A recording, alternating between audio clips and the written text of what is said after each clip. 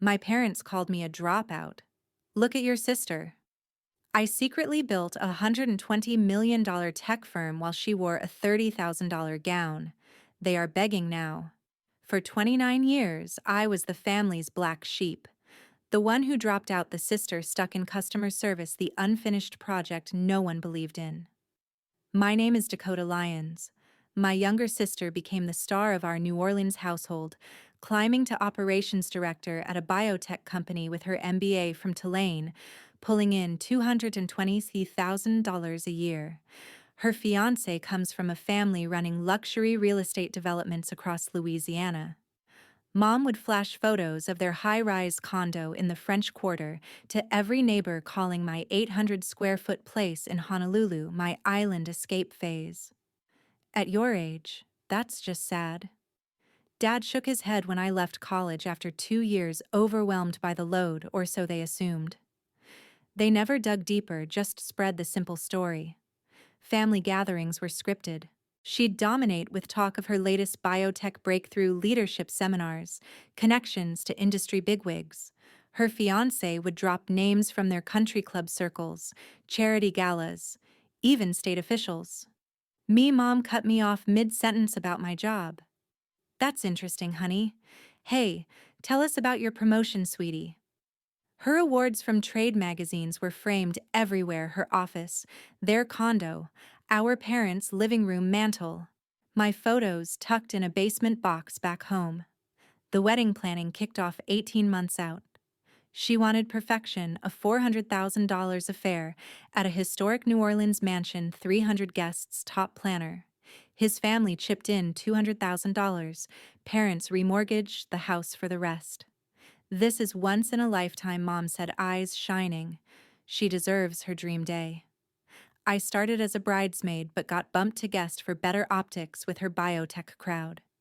Then 3 weeks before the text hit, while I reviewed quarterly numbers on my laptop. We need to talk about the wedding, Dakota. His parents are all about image, they've asked about family. It might be best if you sit this out. You'd be more comfortable anyway. These aren't your people. I stared, reread it thrice, let the words sink like anchors. Uninvited to my own sister's wedding. Understood? I typed back. Just that. The phone rang instantly. Dakota, don't make a scene. I'm not. You said don't come, I'm not coming.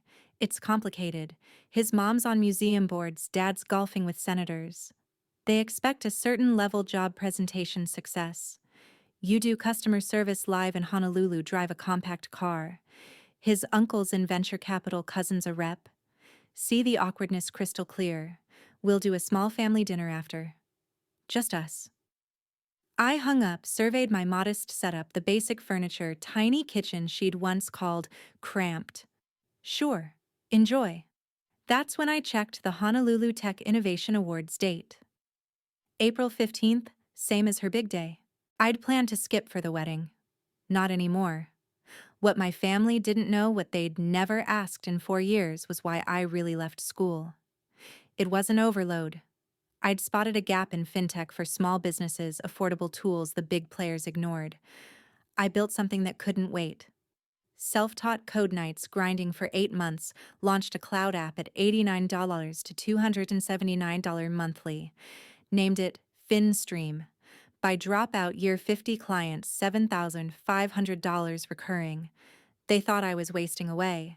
Now at 29, with a 24-person team and a $120 million valuation, I still showed up in jeans to family calls, kept the Honolulu spot, drove that car.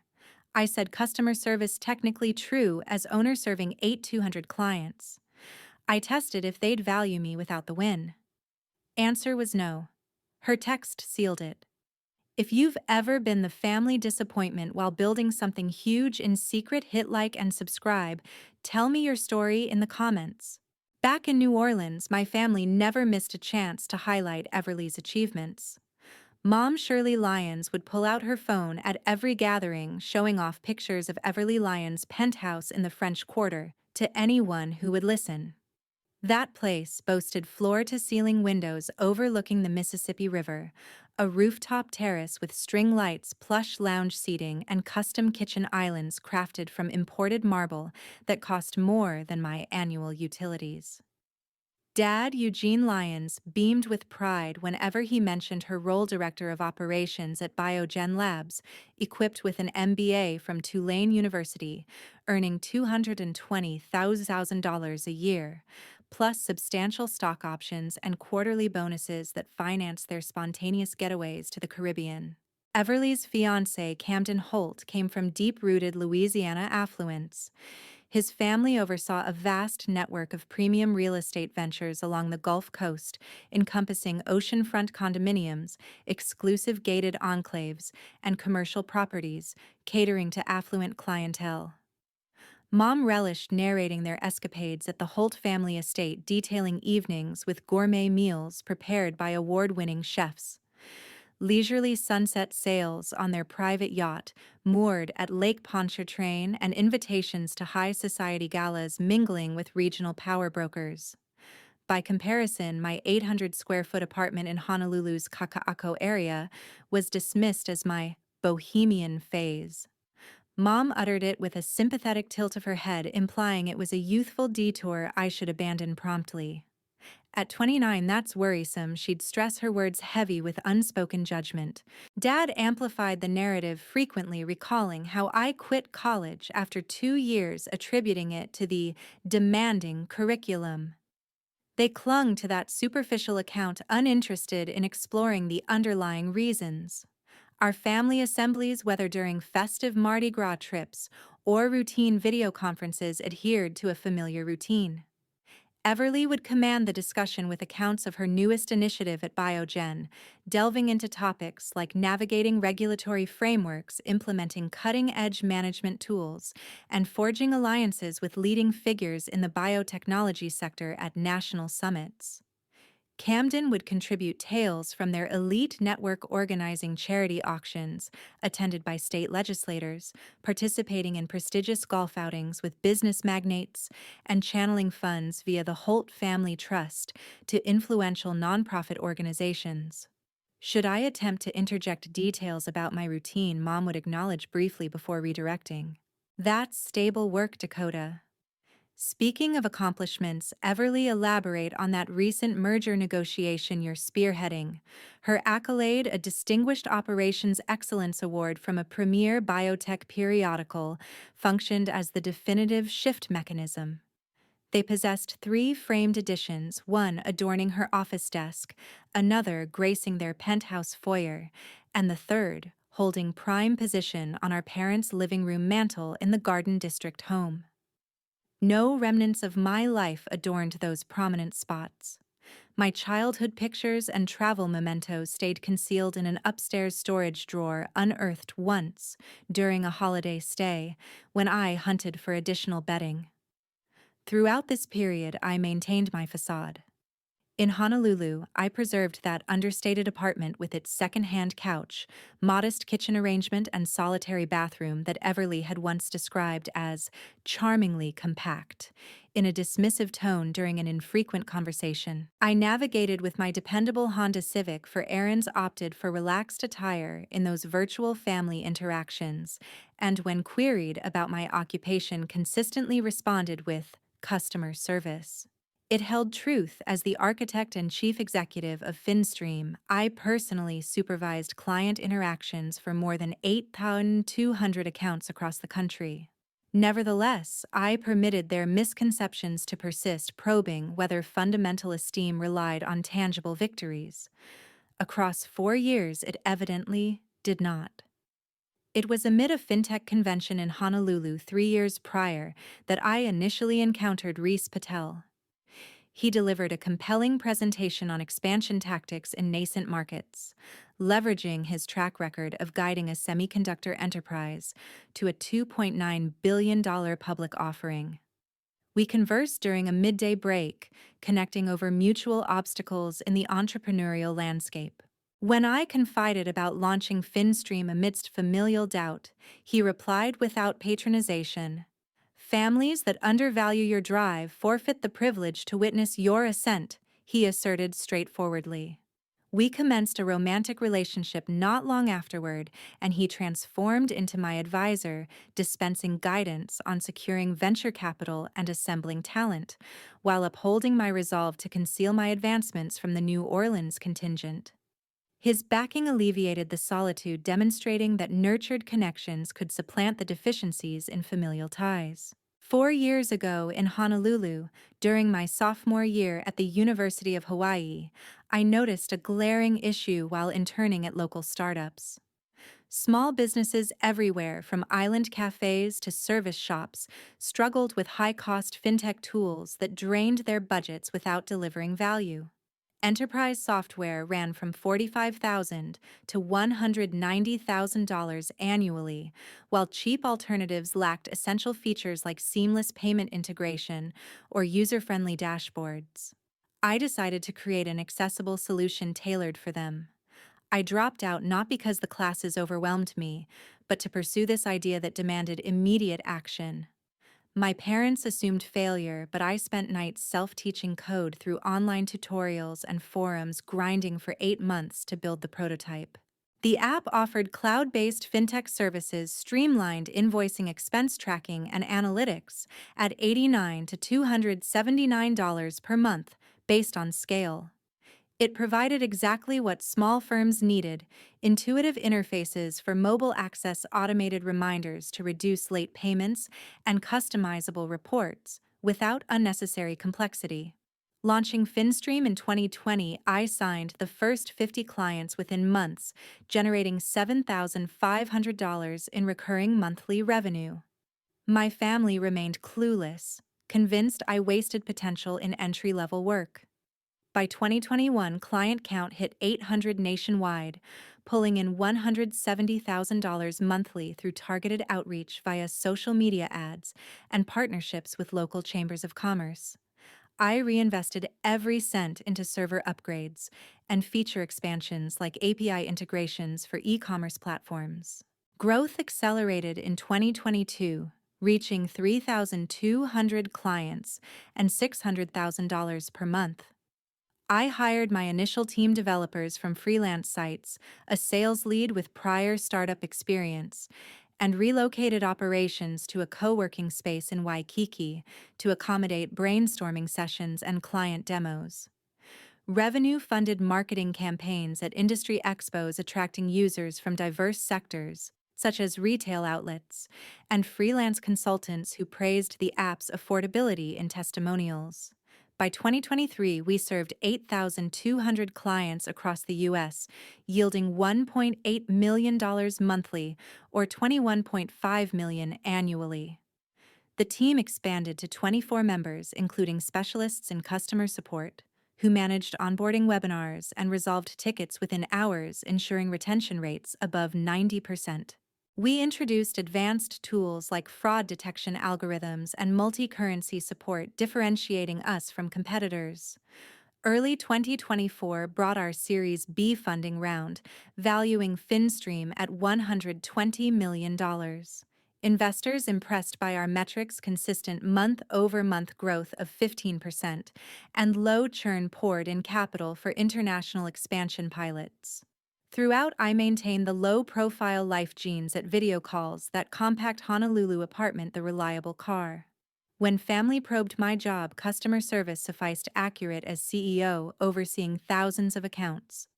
Reese stepped in during a rough patch 2 years into the venture when an early investor pulled out amid market volatility, leaving a funding gap that threatened payroll. He connected me with his network of venture contacts from the semiconductor world, facilitating bridge loans and strategic advice on pivoting our pitch decks to emphasize scalability.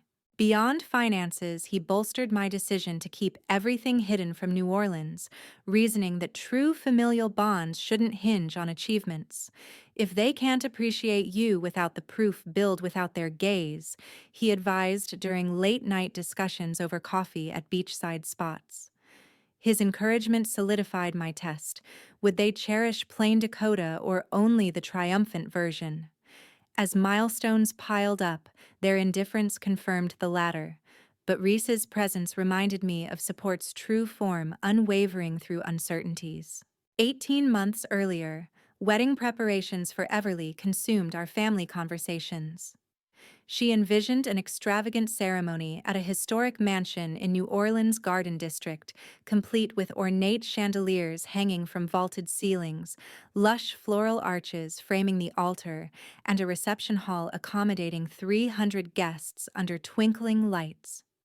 The total budget ballooned to $400,000, covering elements like a celebrity event coordinator, renowned for celebrity nuptials, bespoke invitations engraved on premium cardstock, and a live jazz ensemble performing throughout the evening. Camden's family contributed $200,000, drawing from their substantial real estate holdings to fund lavish additions, such as imported champagne selections and a custom fireworks display, synchronized to their first dance. To bridge the gap, Mom and Dad refinanced our family home in the uptown neighborhood, securing a home equity loan that tapped into decades of built-up value. Shirley explained it as a worthwhile investment in Everly's future, her voice filled with enthusiasm during weekly planning calls. This event marks a milestone, she insisted, justifying the financial stretch. Everly merits the pinnacle of elegance. Initially, I held a spot as a bridesmaid, tasked with fittings for coordinated dresses in soft pastel hues and participating in bridal showers hosted at upscale venues overlooking the bayou. Gradually, my role diminished first to a standard attendee when Everly opted for an exclusive guest list, prioritizing her biotech associates for professional networking opportunities. Then, 3 weeks prior to the date, my phone vibrated with a message as I analyzed financial projections on my screen in Honolulu. The text from Everly read, "We should discuss the wedding, Dakota. Camden's parents have inquired about family backgrounds, they're particular about presentations. Perhaps it's wiser if you don't attend. You'd feel out of place regardless. These circles differ from yours." I processed the words repeatedly, allowing their sting to settle like persistent humidity. Hope this makes sense. Not your scene anyway. Uninvited to my sister's own celebration. Understood, I replied succinctly. Her call followed immediately. Dakota, avoid overreacting. I'm not. You requested absence, I'm complying. Matters are intricate. His mother chairs cultural foundation boards his father networks with gubernatorial aides. They anticipate polished profiles, careers, demeanors, accomplishments. Your customer service position, that Honolulu rental, your economy vehicle. His uncle heads an investment group. His cousin serves in legislature. Perceive the potential discomfort? Absolutely. Don't act that way. We'll arrange an intimate family gathering post-event. Solely us. I ended the connection, gazing at my unassuming surroundings, the functional desk cluttered with spreadsheets, the compact balcony offering partial ocean glimpses, the single bedroom Everly had labeled inadequately sized during a past chat. Reese entered the room moments later, noticing my expression. After I recounted the exchange, he sat beside me, processing quietly before responding. They exclude you now, but imagine their shift upon discovering your reality.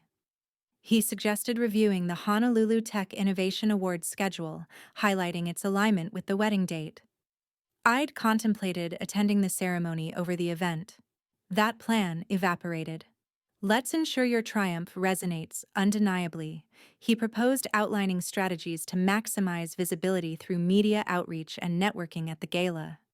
His words ignited resolve. Why prioritize a family that diminished me when an opportunity to affirm my path awaited?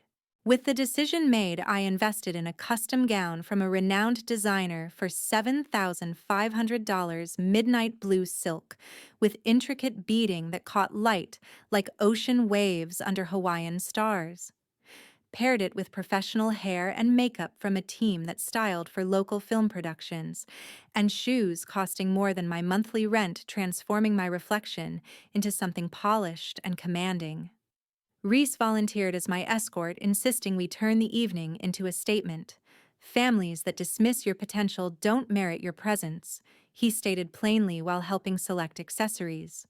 We met at a founders summit in San Francisco months earlier, but his support now felt vital, coordinating logistics like transportation to the venue and rehearsing my acceptance remarks to emphasize resilience. The Honolulu Tech Innovation Awards commenced at 7 p.m. sharp, coinciding precisely with Everly's ceremony unfolding 2,000 miles away in New Orleans' humid evening air.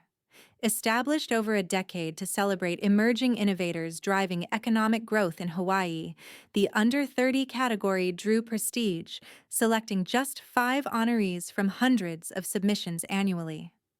Held at a luxurious resort ballroom with oceanfront views, the Black Tie Affair hosted 500 attendees. Tech executives, venture capitalists, elected officials, and media representatives from outlets like Forbes and local business journals. I secured a table near the stage alongside Reese and early supporters who knew Finstream's journey intimately.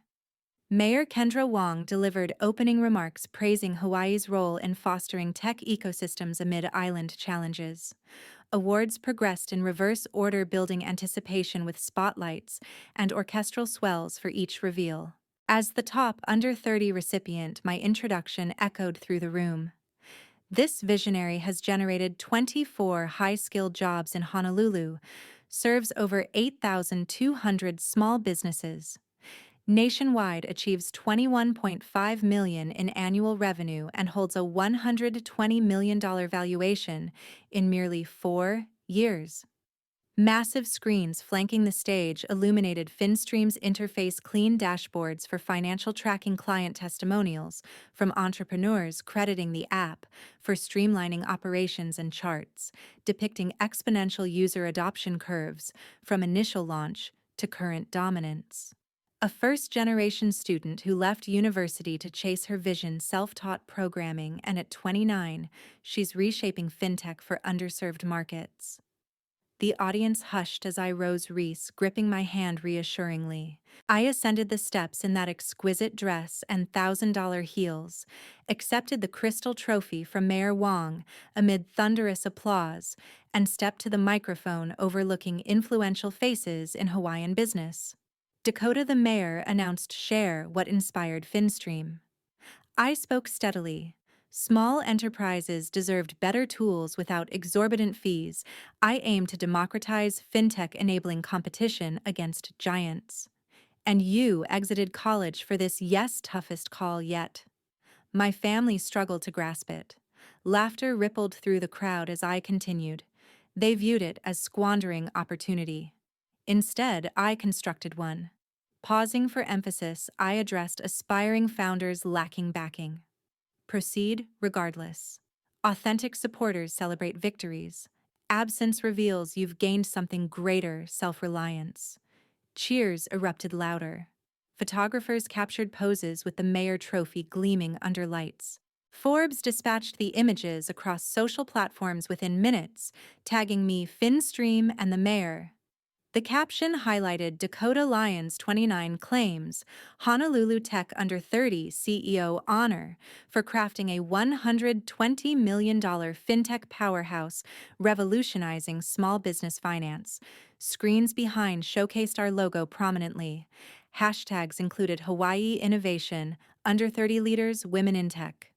While Everly exchanged vows amid New Orleans elegance, my story trended online. Notifications flooded my silenced phone, in my clutch vibrations persistent during the event. The post amassed 50,000 engagements in the first hour, drawing remarks from reporters, industry pioneers, and fellow innovators, amplified by key tech profiles sharing it widely. I disregarded the alerts, initially engaging with journalists seeking quotes on Finstream's trajectory, executives proposing collaborations, and photographers snapping group shots with Reese and other recipients. By 10 p.m., at the after-party, I glanced at 127 unread messages. College acquaintances expressed astonishment. "You're featured with the mayor. What's this?" Former peers followed suit, but family texts buried beneath moms at 7:47 p.m. "Seeing you online with awards, call us." Dad's 8:15 p.m. "Why keep this secret? Everly's 9:03 p.m. wedding guests buzzing over your Forbes spot. You timed this." Reese noticed my glance and placed a hand on my shoulder. Everything all right? Better than ever, I affirmed. For once, their validation means nothing. The revelation spread rapidly. 200,000 shares by midnight interviews requested from major publications. Venture inquiries for further rounds, website traffic surging 847%, overwhelming our sales pipeline. In Hawaii's interconnected tech scene, word reached Camden Circle within 48 hours. 2 days after the awards, the begging started. My phone lit up with old college contacts first. Dakota, you're on Forbes with the mayor. Then the New Orleans numbers hit. Shirley texted at 7:47 p.m. Hawaii time, right as the reception in New Orleans was hitting full swing. Saw the pictures of you holding that trophy. Call me immediately. Eugene followed at 8:15 p.m. How long have you been hiding this? We need to talk. Everly's message landed at 9:03 p.m. Half the guests are on their phones watching your Forbes feature. You planned this on my wedding day. How could you? I read each one, let the screen go dark, and kept mingling with investors at the after-party. Reese glanced over. Want me to handle the replies? No, I answered. They made their choice 3 weeks ago. I'm just living mine. Everly rang 4 times in a row. I declined every call. Finally, she texted again, pick up. Please. I typed back. You told me not to come. I'm not coming. Simple. The phone exploded again. This time she got through on the 5th try. Dakota, don't be childish. Childish. You uninvited me because I'd embarrass you in front of Camden's family. It wasn't like that. We were protecting the optics. You decided my job and apartment weren't good enough for photos. I respected your request. Respect mine now. His parents are asking why you're not here and suddenly everywhere online. This looks like we're fighting. That's on you, not me. You never told us you owned a company. You never asked what I actually do. 4 years and the question never came up. Silence on her end, then a shaky breath. We'll do dinner when things calm down. Just family. I hung up. Shirley called an hour later. I let it ring twice before curiosity won. Dakota Marie Lyons. Hi, Mom. Don't hi, Mom me. Forbes, the mayor. A $120 million company. And you hid it. I didn't hide anything. I said customer service. I serve 8,200 customers. I just happen to own the place. Why keep us in the dark? If I'd told you 4 years ago I was dropping out to start a business, would you have cheered me on or called it reckless? More silence. We worried about you. The tiny apartment, no visible money. You saw what you wanted to see. I reinvested everything. That's how startups work. You should have explained I shouldn't have to justify my choices to earn basic respect. You spent 4 years treating me like a failure, comparing me to Everly at every turn. Then she boots me from her wedding so I don't lower the tone. She didn't mean, she meant every word. And guess what? She was right to worry. I would have ruined her perfect pictures, just not the way she thought. Shirley tried again.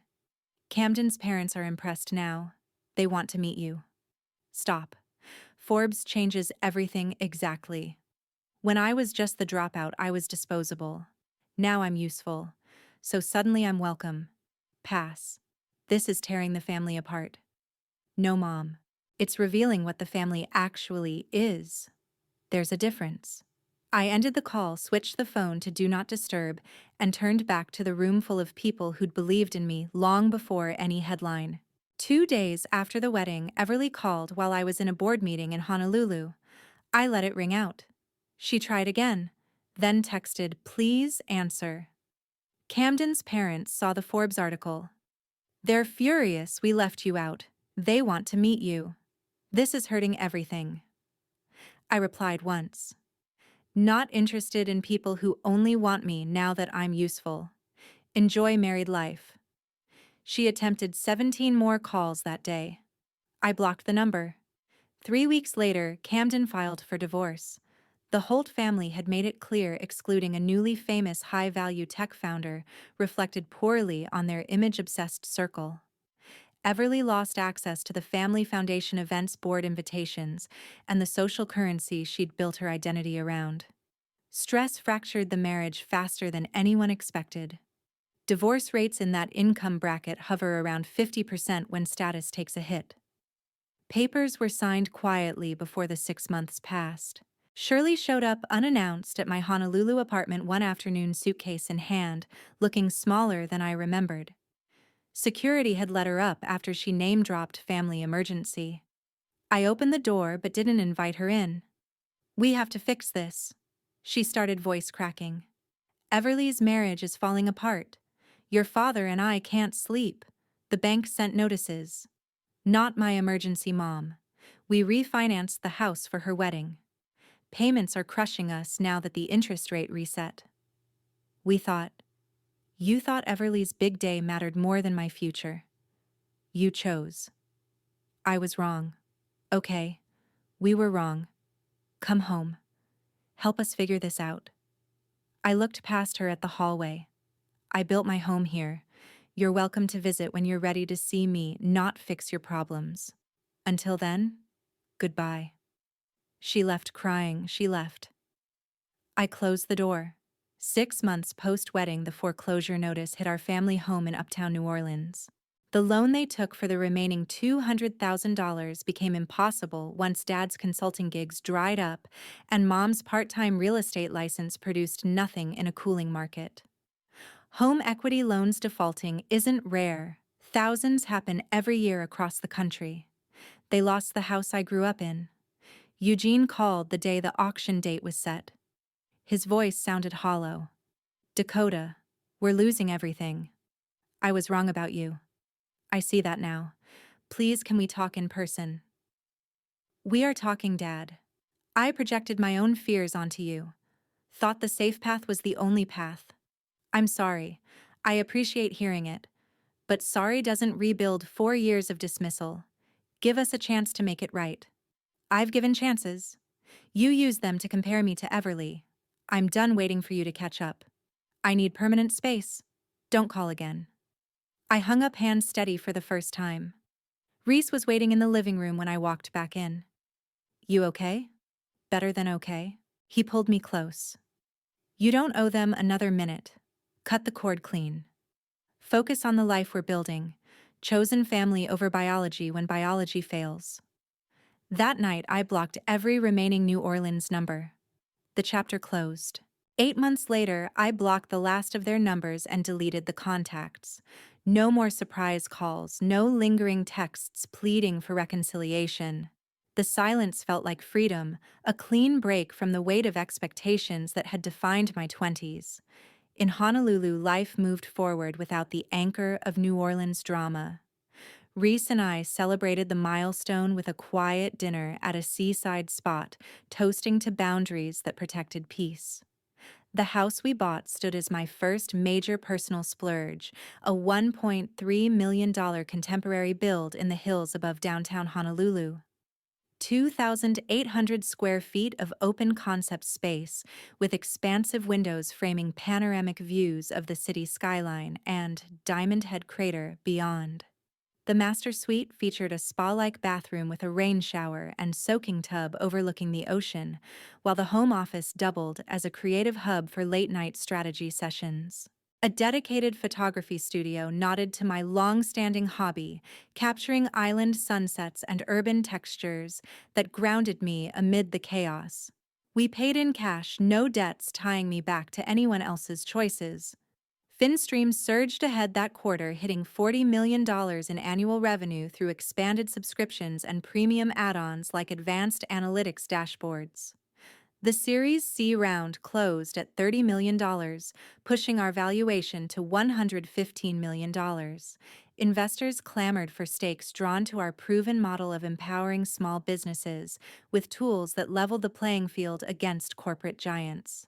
We onboarded 18 new hires, engineers, refining AI-driven fraud alerts, marketers crafting targeted campaigns, and support staff ensuring seamless user experiences. Opening the San Francisco office marked a pivotal expansion, a sleek space in the Mission District, equipped with collaborative pods, ergonomic workstations, and breakout areas for brainstorming. It positioned us closer to venture hubs and talent pools, facilitating alliances with three key small business associations that integrated FinStream into their member resources. These partnerships drove a 25% uptick in signups from sectors like retail and hospitality, solidifying our footprint on the mainland. The Wall Street Journal feature dropped mid-year a deep dive profile titled From Dropout to Fintech Force: How One Woman Built an Empire in Isolation.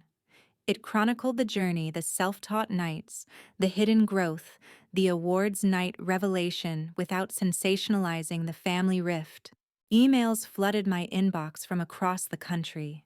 Young women navigating unsupportive households, first-generation entrepreneurs, doubting their paths, aspiring coders inspired to teach themselves skills. One message from a 22-year-old in Chicago read, "Your story showed me I don't need permission to start." Hundreds echoed similar sentiments, turning my experience into a beacon for others forging ahead alone. Reese became the cornerstone of my new reality. We built routines around shared ambitions, morning runs along Waikiki Beach, discussing app updates, evenings hosting team barbecues on the lanai, where laughter replaced old tensions. He wasn't just a partner, he represented chosen family, the kind earned through mutual respect, not obligation. Together, we volunteered at local startup incubators, mentoring kids from under-resourced communities on coding basics and business fundamentals. It filled the void left by blood ties, proving connections could thrive on authenticity. At 30 now, I reflect on the core truth. True value stems from within, not external nods or familial stamps. I created FinStream on my terms without cheers from the sidelines, and that independence outweighs any lost approval. No more proving myself to those who never saw the potential. The best path forward ignores the rearview mirror, focusing instead on horizon's eye chart alone.